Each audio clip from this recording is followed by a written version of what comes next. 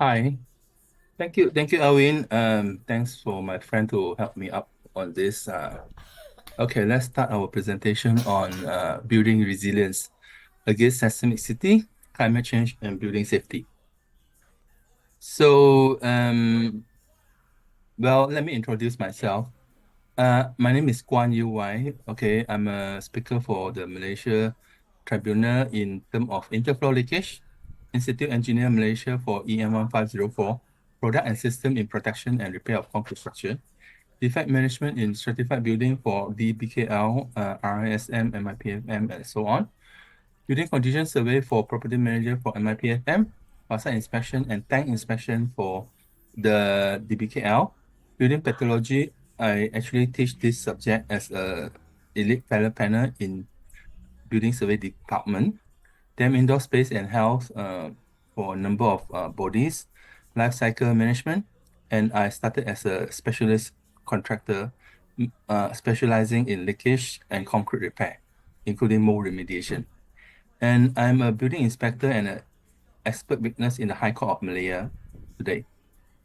Why I can understand this topic is simply because in the fifth year of my secondary school, I already started to read about a brief history of time and I almost finished the book, understanding what is black hole, time, gravity, E equals to mc square, and so on and so forth.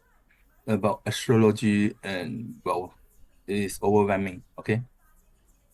Behind me, I have a group of associates who helped me with this presentation slices, including Tuan Roshan, Attorney General Chamber, Ms. Lee Waiwa, Barrister at Law, Professor Aslan Adnan, Earthquake Expert in UTM, Professor Muhammad Hafiz, Geotechnic and Dam Expert for TNB, INTI and UNITEN, Professor Zafarullah, who specialized in wind and building safety, Mr. Long, M&E Engineer, Mr. Muhammad Mazahar, M&E Engineer, Mr. Alvin Tan, Technologist, Ms. Esther Chong, Expert in Construction Chemical, Mr.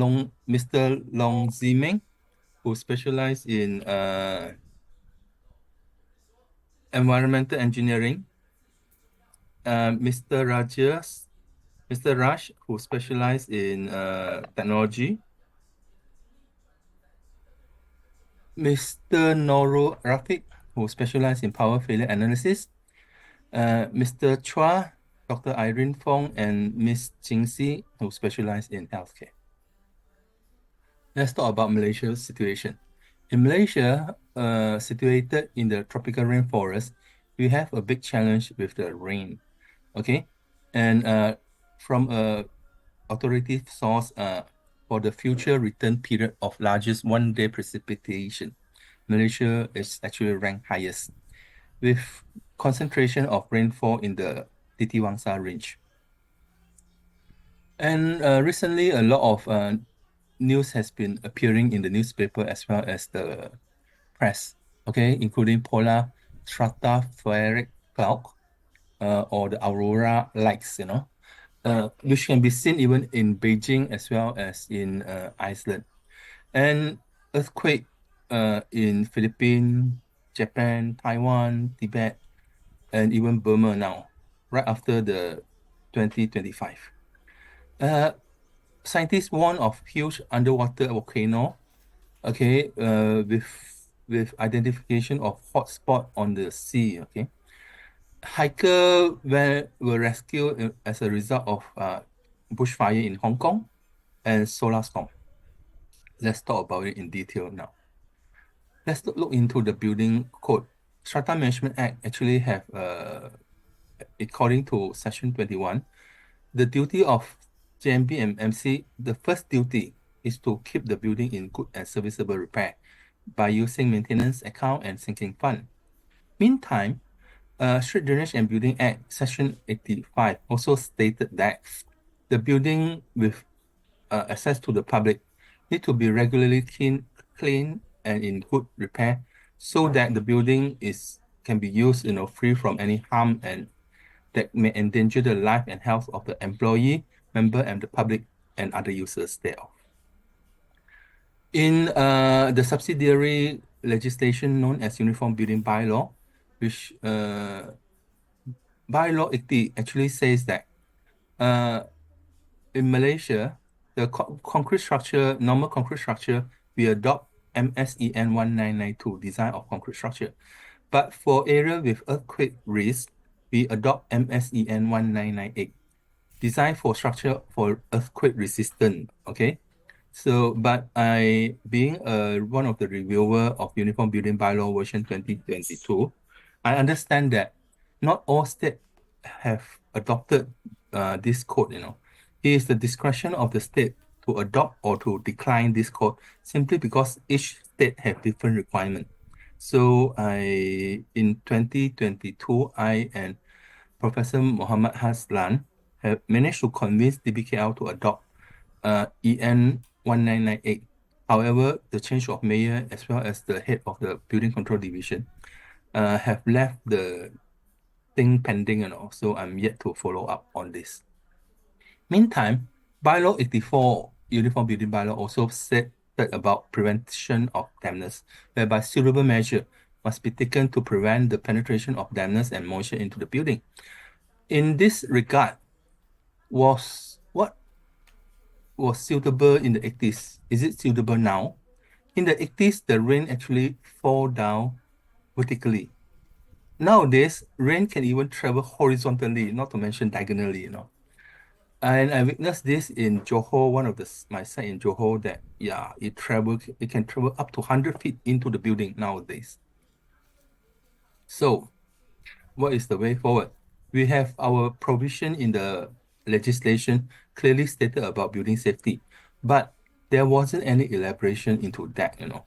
So it left the industry into chaos simply because there was no guideline that the industry can follow. 2 years back, I managed to convince the Japan Standard Malaysia to make code of practice and standard in waterproofing for Malaysia. But unfortunately, after 2 years, we still yet to have our first meeting in this regard. How disappointing. Now, let's talk about the Earth, okay? The Earth, after the Big Bang many millions years ago, the spin-off of the Big Bang one of them become the Earth. And the Earth, after many years, it cooled down, and on the top surface, there lie the ocean crust as well as the continental crust. This is the landmass whereby it is surrounded by seawater. Okay, underneath is layers of semi or even liquid lavas. So let's look at the landmass that we mentioned just now. This landmass has been split into different tectonic planks, and this tectonic plank scatter around different continents. But the how we can recognize it is the happening of earthquake that come in a pattern, you know, ranging from Africa to Indonesia to Philippines, East Asia, North America, and eventually end up in South America, with extension all the way to New Zealand as well. And in Malaysia, Peninsular Malaysia is very close to the Sundra Fault, you know. Okay, and Philippines as well. But luckily we are considered safe, knowing that yeah, inside our Peninsular Malaysia as well as Sabah Sarawak, there are also faults as a result of the the segregation of the land mass. And what is earthquake?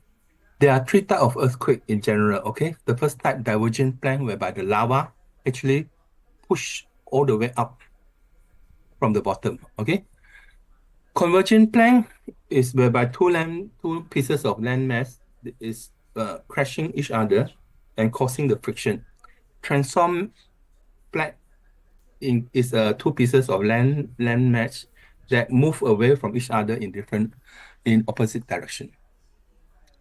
And in Indonesia, in the 2004 Aceh mega earthquake, it happened in the Buma microplank, okay, whereby the earthquake came from the type that, the Earth crash into each other, and such a friction cause major release of energy that result in tsunami. And the tsunami hit all the way to India, Sri Lanka, as well as northern Peninsular Malaysia. Let's talk about climate change, the melting iceberg in the North and South Pole. Knowing that water actually is situated above the ocean crash, and any additional water can cause pressure to the ocean crash and break it apart. So in general, to recap, there is correlation between climate change and the risk of earthquake.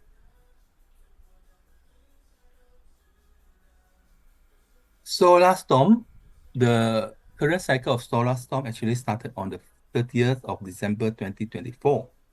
So according to this diagram, whereby earthquake and solar flare is actually plotted next to each other, we can see somehow there is some relationship or some correlation between solar flare as well as earthquake.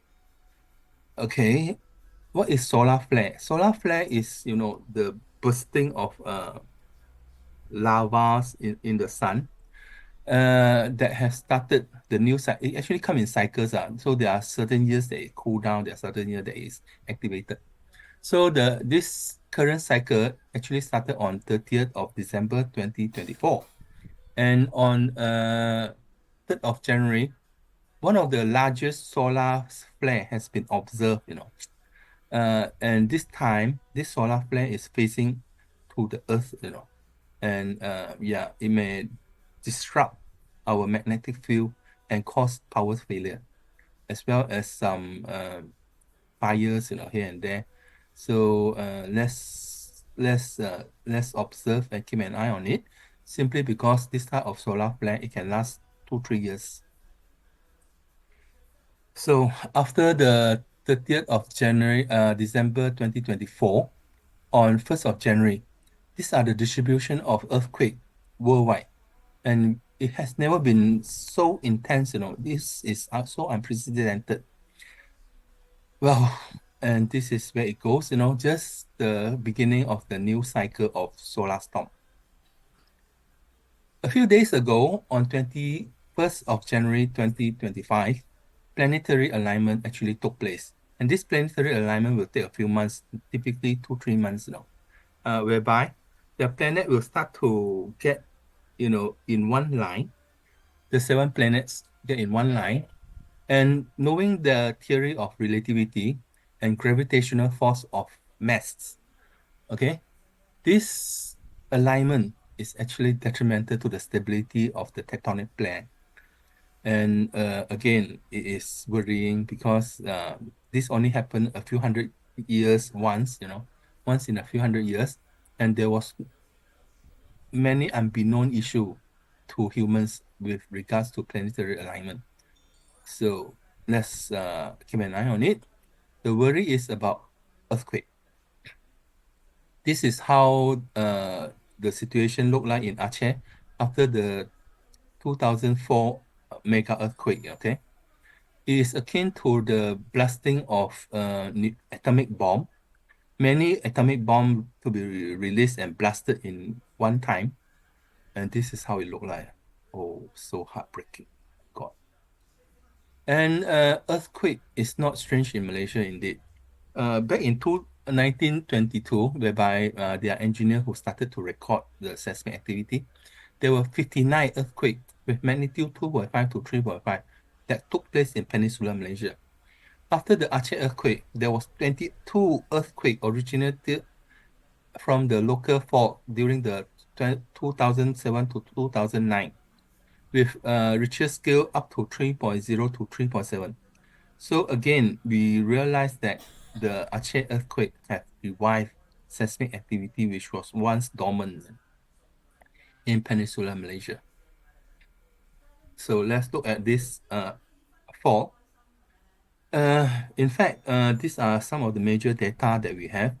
The detailed location of the actual fault is still yet to be determined, because we have been informed that Peninsular Malaysia is not an earthquake active country. So little study has only been done on this area. But from the photo given to me by Dr. Rahman in Nuclear Agency, uh, yeah, you can see this crack is detrimental in one of the secondary school in Bentong province after the earthquake. So where is the area with highest earthquake risk? Of course, is in Sabah.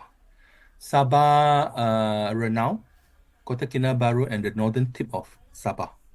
There are some risks in Sarawak, near to Brunei area like Bintulu and Miri, as well as in Peninsular Malaysia. The highest risk is Bentong province. Second highest is center of Kuala Lumpur, Kuala Pilah, Tanjung, and some area in Terengganu also have some little earthquake risk as well. From the experience in Sabah, we understand that war become a stabilizer. Without war, the pillar will swing, as a result of lateral force induced by the seismic activity. So we need to be aware of all this strengthening in order to prevent any future damage. Bear in mind, in our condominium in KL or in Peninsular Malaysia, we always have a floor with elevated swimming pool without much wall. So this is the area that needs special attention for retrofitting, and I urge you to look into it before any catastrophic events that take place. Near to the river, to the sea, to the pool, due to the profile of the soil, resonance can happen as a result of seismic activities. But unfortunately, these are the areas with high or dense population. So again, this is very worrying, and I hope the authority will take the necessary action to create awareness and take preventive measure in this area. And earthquake trauma is no longer a strange thing in KL, as well as some urban area in the Peninsular Malaysia, simply because any activities in our neighboring country, the force can eventually end up in our area simply because our building are standing on the same ocean crash. So as a result, any earthquake in the nearby country or adjacent country somehow will affect us with the earthquake traumas. And I urge the industry to look into auditing the building instead of simply plaster any crack. Because to date, our existing building has not been given any due attention when it comes to seismic activities. So I hope the industry can take note of this. And in some years ago, in Penang Bridge, yeah, Penang Bridge is near to the sea, of course, and then it can suffer from intense seismic activity as a result of the resonance due to the soil profile. And yeah, fun trip that ended in tragedy. In fact, it is very heartbreaking to know that, yeah, this thing actually has happened. And have we taken any precautionary measure? Have any awareness program been done? We still have to wait and see how it goes. And of course, any movement, lateral force, can cause the slope to fall down, or even cause the formation of, unseen or deep sinkhole that is unimaginable. Where have all this soil gone to? What if the building is standing on the soil? Oh my God. So now, what is the awareness against earthquake? Uh, Little has been done to create awareness on this, like some of the seismic country like Japan and Australia. Vibration sensor can be installed, at sensitive facilities. For instance, the port, the military facilities, the oil and gas, and so on. Fire extinguisher need to be always in standby mode. building safety buffer can be installed.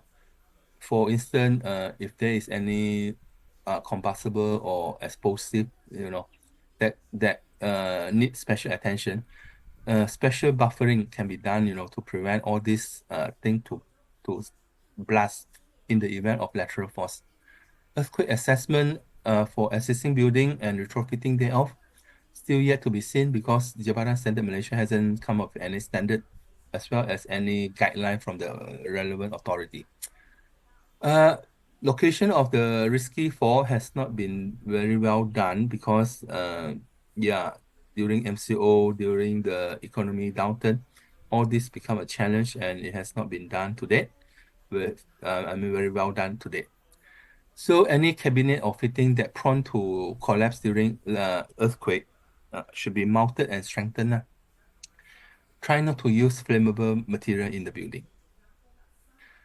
EN 1998 design of structure for earthquake resistance need to be permeated into the design, construction, and even maintenance stage. So it is a whole life cycle cost, whole life cycle things that the need to be aware of the earthquake resisted. Pamphlet and flyer like this need to be given to the industry, okay, so that the general public know what to do in the event of earthquake. Checklist like this, which I have downloaded from other developed country with earthquake risk, need to be taken for checking the building after any earthquake trauma or earthquake. Okay. Many retrofitting system is available for instance, by way of using carbon fiber reinforcement, Arabic fiber reinforcement, steel plate winding reinforcement as additional RC column pouring or enlargement. So these are some of the methods that can increase the rigidity of the pillars. Meantime, speaking about the wall as a buffer, in fact, we can either install steel brace reinforcement or construct new wall or do some structural seal, on the existing wall to prevent the wall to crack as well as the pillar to fail. So of course, the intersection of pillar and slab is always an area of risk when it comes to earthquake. So it need to be strengthened accordingly. And of course, different strengthening or earthquake retrofitting strategy, be it localized or global retrofitting, come with different implication when it comes to cost. This is another elaboration of the cost involved in earthquake retrofitting. So now we go to fires. Of course, situated in the tropical area, fire is a big issue, okay, to Malaysia, as well as other part of the country, for instance, Australia. Okay. Uh, in North, in fact, bushfire has not been a strange issue in Malaysia. Okay. Somehow, uh, even the Australia New South Wales Rural Fire Service predicted there will be more risk of fire in the year 2025. Preparedness for fire, okay, in all this wildfire, we should have our yard cleaned up. We should clean up the gutters, trim overhang branches and shrub, move all the hazardous material, away in the garden or the yard. Keep the water supply ready and the insurance, of course, to combat the wildfire. And of course, heat have a lot of thing to do with building structure. In Malaysia, we have an issue of missing movement joint, even though it has been emphasized in EN 1992. But unfortunately, from my observation, this is the part that is lacking in Malaysia in general. And imagine any expansion and contraction from the flat roof will cause the brick wall to crack. And this is the case that I'm showing you. Other location with infrared, yeah, you can see it here. Diagrammatically, without any movement joint, expansion will push the wall and contraction will pull the wall. So when the rain comes during the night time or during the rainy day, the pooling of the concrete slab actually open up the crack to receive rainwater. These are another diagram that show at different hour, the flat roof and the pillar with different coefficient of thermal expansion as compared to the brick wall suffer from expansion and contraction at different rate that eventually cause the crack to take place. How do I know this? In fact, at some of the crack, I punch two holes and monitor the distance of these two holes at the interval of 2 hours from the morning to the evening. Meantime, I also measure the temperature of the flat roof with a digital and calibrated thermometer. And I discovered there is a correlation of the crack width, according to the temperature change. And yeah, this is my illustration of coefficient of thermal expansion that contribute to the cracking of external wall. And unfortunately, on our external wall, we also have some flammable material, for instance, polystyrene cornices or even PVC growth that can catch fires. In developed country, there are guidelines whereby even the external wall need to have movement joint to prevent any expansion and contraction and the consequential cracking. But unfortunately, this has been seen, too little. Has hardly been seen in Malaysia. How disappointing. Alternatively, we can use co-roofing method by way of using single ply membrane. And in order to blanket the crack, I actually have done it one time in Cyberjaya, whereby my membrane, my single ply membrane, extended from the flat roof to the parapet wall and all the way down to blanket over the crack, which is typically happen below the flat roof, connecting to the brick wall. And with this way, the way forward, okay, there are many advancements in firefighting now with the advanced fire detection system, harnessing even the infrared technology, fire resistant material, firefighting robots or firefighting drone, intelligent fire compression suppression system, as well as smart fire safety solution. With the rise of artificial intelligence, AI have even entered into the firefighting industry as a white knight nowadays. Wow. And flyers like this need to be distributed to our industry, to our general public, so that they are aware of what to do in the event of wildfire. So yeah, as you can see, this is simple and straightforward and can be understood easily by the general public. Meanwhile, we also need to plan about our escape route. We need to plan about to check, to have a radio, to have to observe the surrounding, to have fire detection detector, uh, first aid, as well as the window that can allow escape. Area within the yard that have dry leaf need to be maintained and cleaned regularly so that all this fire catching material can be prevented. And with the rise of infrared imaging, which is used to detect surface temperature difference, the use of infrared is amazing in combat of fire nowadays. Okay, imagine there was a year that I was involved in combating the wildfire behind my house. I actually use infrared to detect the hidden heat source, heat point, and I make sure the firefighter extinguish them before they leave. So with infrared drone nowadays, the coverage can be even wider. Traditionally, this miniature aeroplane has been used, unmanned vehicle has been used to monitor the wildfire. But with the latest progress of the hybrid of helicopter as well as aeroplane, in miniature form, so long that there is an antenna that communicate with the uh, VTOL, uh, this technology doesn't need a runway, doesn't need a way to let the aeroplane to fly. So it has become even more amazing and reliable now. And of course, we also have modern firefighting tools, that can fly, that is fire resistant, which give a great help to combat the wildfire.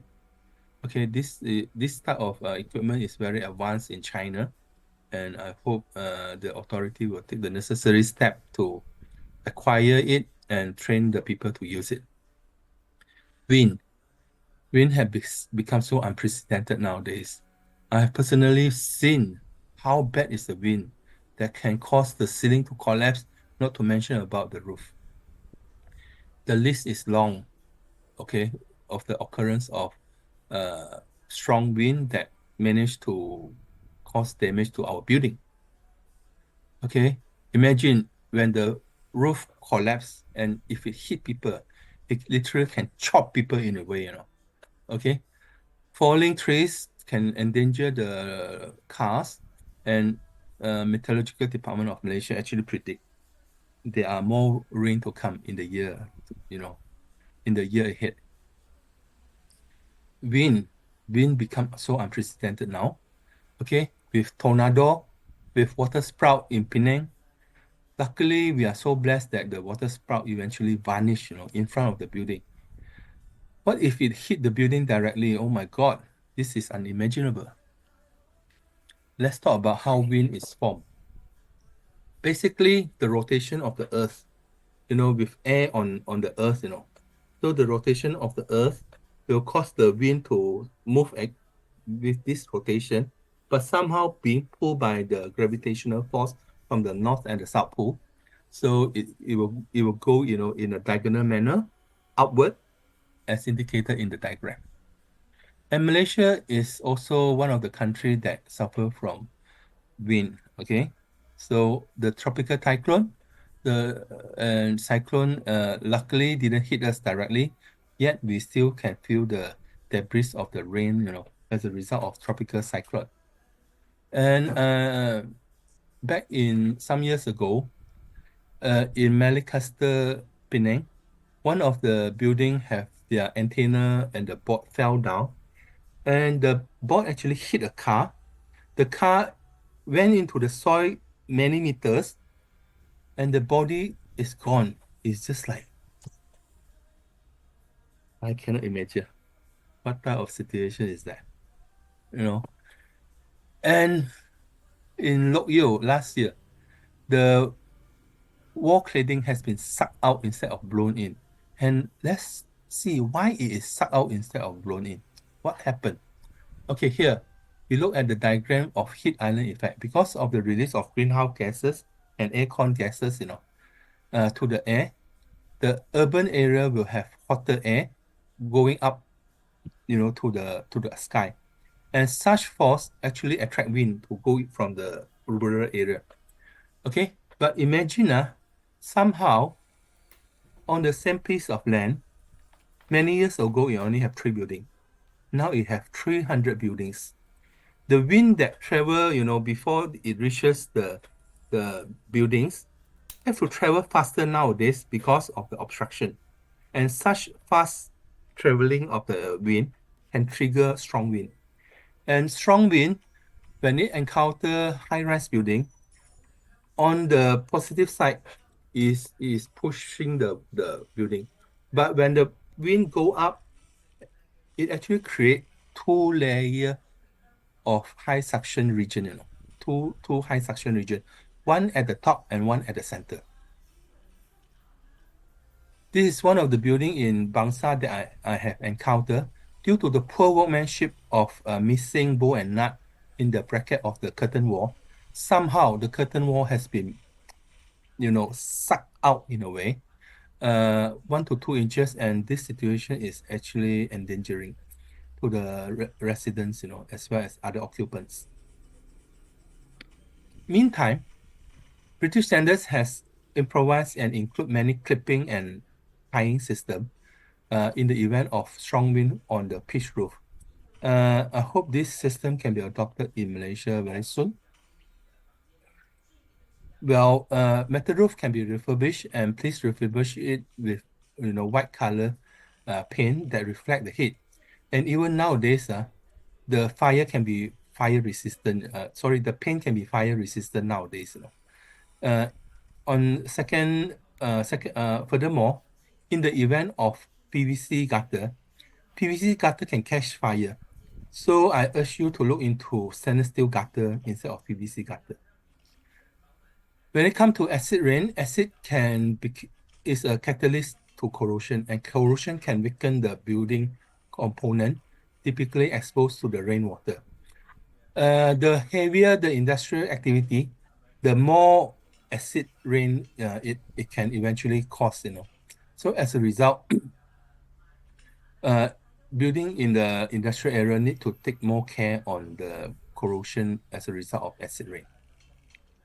And luckily, with the rise of drone, uh, this has enabled facade inspection at a very economic cost as compared to installation of gondola and skylift or Spider-Man.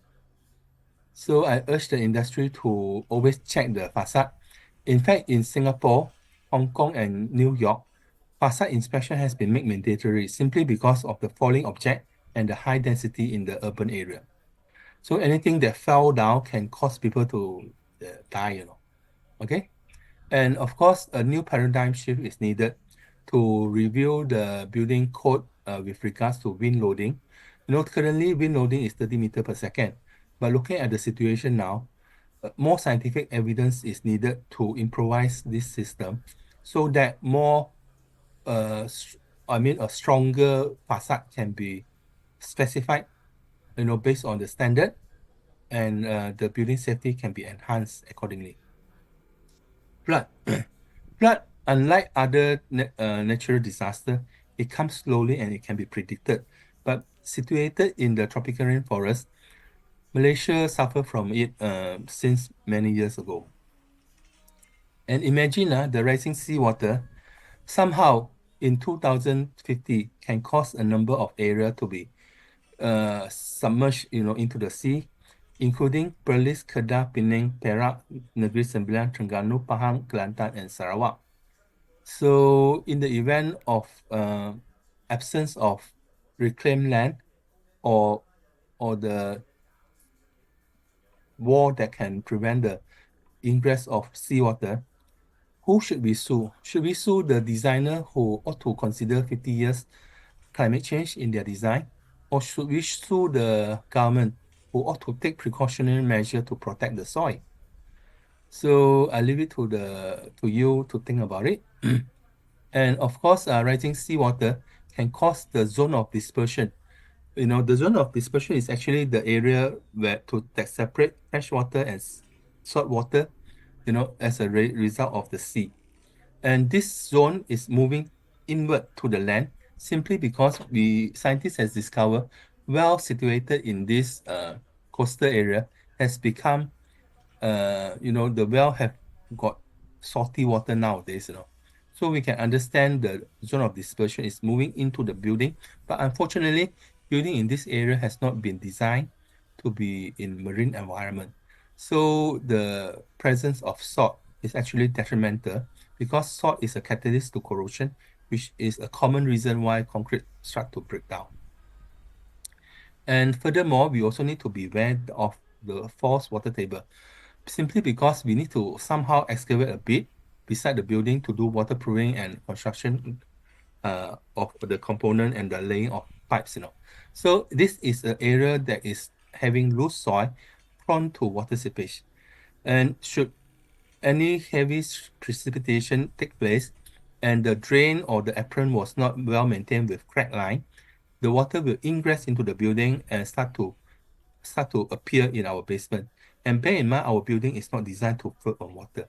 This is typically more detrimental for building with shallow foundation. And groundwater at different locations may have different chemical substances.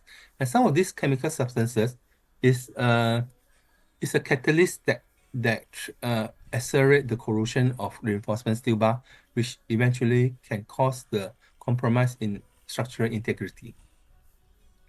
How do we check the corrosion activity? Half cell corrosion with this voltmeter can tell us what is the corrosion risk now. And besides, we also can do electric resistivity tomography to scan the soil. The soil can, the scanning of the soil can go up to 15-meter deep, and one length of probe will take around 80 meter. So we can even know what is in the soil nowadays, with the technology advancement now. And if sample of groundwater can be collected, it can be sent to the lab to do X-ray fluorescence analysis to analyze it based on 84 minerals. Okay, so if I can get a water scientist or a geotechnical scientist to help me to interpret the water result, then we can know what is the substances and what type of water is this. Engineering solution to rising water include this method, whereby hole is drilled and some pump is installed to control the water table. Please leave this to the professional because overtaking or over suction of the groundwater can cause subsidence to the building, which also can cause crack and that and damages that is very costly. And due to all this event and trend, our building has become better nowadays. So as a result, we need to improve the ventilation and then open up the window to allow light to come in order to preserve the indoor air quality of the building. And of course, the more passive design that you have in the building, the less reliance or dependence on the power supply as well as the water supply. So we'll go into that in further detail shortly. On the flat plan, perhaps you should also consider installing flat gate as well as flat valve into the sewage system. So simply because the water will typically start to enter into the building through the sewage system. Okay, so that's why a valve is needed to prevent all this water ingress. Facility that is sensitive to water need to be moved up to a higher floor so that it's not flooded. Okay. Water catchment or water harvesting system is one of the way to prevent the excessive runoff of rainwater to the ground. An elevated structure on flat plan is also a brilliant idea. And this remind me of our Malay ancestor having the rumah atap. And of course, the more passive design you have, the less reliance on the energy as well as the water supply. And imagine at the coastal area, by reclaiming the land, we can protect our soil. So it's the duty of the authority or the state government to do so. Imagine Singapore with only one island and have no place to retreat to. They have done significant effort to reclaim the land in order to protect their island. So in another word, instead of power bank that you keep in the pocket, we can also have big power bank for the use of the building, known as grid scale battery storage. Okay, this grid scale battery storage, one of them has been installed in Philippines, and you see this is how important it is, especially for facility like hospital, like power data center, as well as server room. Okay, so we actually conduct in-house training as well as public training for leakage, concrete repair, and building condition survey. Meantime, we are also having more e-learning platform to disseminate the knowledge to the industry at large globally. In the event that rain water or flood water eventually end up in your building, please dry up the building, as fast as possible within 24 hours if possible. Okay, and this is the guideline that tell us how to do it. Okay, based on the American standard. However, in the event that the water have stayed more than 24 hours, the mold and germ has started to grow, we need another standard to clean up the place, to dry up the place, and to remove the mold and germs physically with due protection to the worker, with minimization of cross-contamination. Please understand, be it alive or dead, mold and germs is equally allergenic, due to the DNA that is left over. So use of sanitization is limited. Okay, do not use it so often simply because germs or mold that is not killed eventually become immune and become stronger. We do not need to live in clean room environment. Instead, we need to live in ecology known as natural ecology with dormant germs here and there that somehow trigger our immune system. On the health side, we need to focus on creating the environment, in the event of catastrophic disaster for our occupants to get ready to face the issue of that or the consequence brought about by the disaster. This include mental health as well as physical health, include indoor air quality and facility to combat, uh, people to break down during the uh, natural disaster as well as the injury thereof.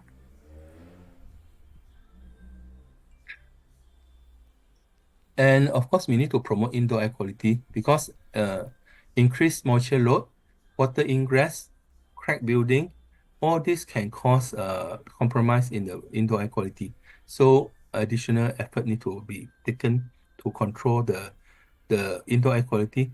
In the event of bushfire, smoke and dust is another concern. So filtration with HEPA filter is one of the way forward. When it comes to water safety, we need to be aware of the waterborne disease that typically happen or take place in our water tank or our piping system. So any water that stay long need to be cleaned up and sanitized if possible, maybe localized, when especially if you start to see visible mold. Sewerage need to be taken care of carefully in order to prevent intrusion of or pets, as well as growth of microbial organism. Thermal comfort, yeah. If we have passive design, that can cool down the building naturally, that would be even more ideal in the event of disaster. Accessibility to the healthcare facility, with barrier-free access, need to be considered, in the event of catastrophic events, as well as the first aid station. Mental health need to be taken care of by separate people, well-trained people in this field, and dissemination of information like the YouTube, like the Facebook, can also help in this regard. When it comes to emergency preparedness, of course, we need to get the awareness, increase among the general public. We need to have isolation room. We need to have automated temperature scanner to see who is having fever. And then we need to have a rapid response emergency plan as well as evacuation plan. So to corporate health promoting facility, we also need to think of some physical activities, for the people that eventually injured or suffer from the disaster, including the walking track, including counseling, including the economic furniture that cater to their special need. And of course, the more sustainable the building, the lesser the reliance on the water as well as the power supply from the authority. So in short, we need to be more resilient when it comes to all this, and we need the involvement of the authority and the government to help us to disseminate the resources and the information to the party needed in the industry and the community. And I hope the authority will not take this lightly. Imagine in Los Angeles, the mayor actually was blamed because of the major cut in the spending of refurbishment of fire hydrant piping. So there was no fire to combat the wildfire, no water to combat the wildfire. How sad to know this situation. And this mayor from the from races emphasize on equality instead of safety. So she has transferred a number of experienced firefighter uh, and replaced them with color races that who are inexperienced in the firefighting.